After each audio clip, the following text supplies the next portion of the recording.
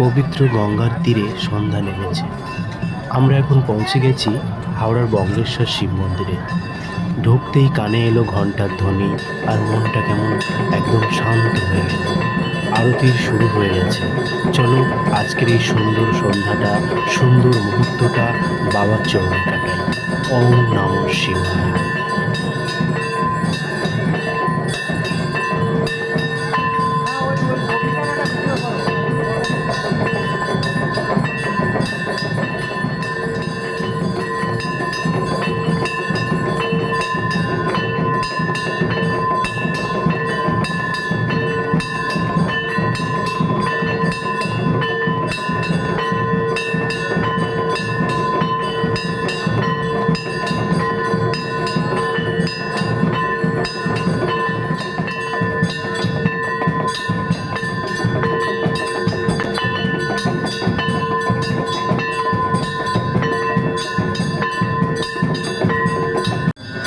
সন্ধ্যে 6টা থেকে 7টা এখানে আরতি হয়।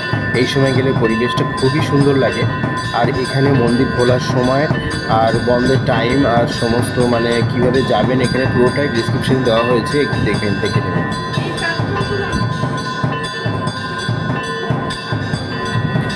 হাওড়ার শালকিয়ার বাদাঘাটে গঙ্গার একদম পাড়ে অবস্থিত এই মন্দিরটি। এটি নয়া মন্দির নামেই পরিচিত।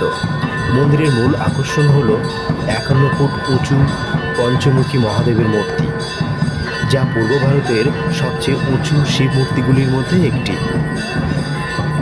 মূর্তির 4টে মুখ সামনের দিকে আর একটা মুখ গঙ্গার দিকে। ফাইবার, সিমেন্ট আর আরসিসি দিয়ে তৈরি এই 3 টন ওজনের মূর্তি 2013 সালের 13 ডিসেম্বর রাষ্ট্রপতি প্রণব মুখার্জি উদ্বোধন করেন।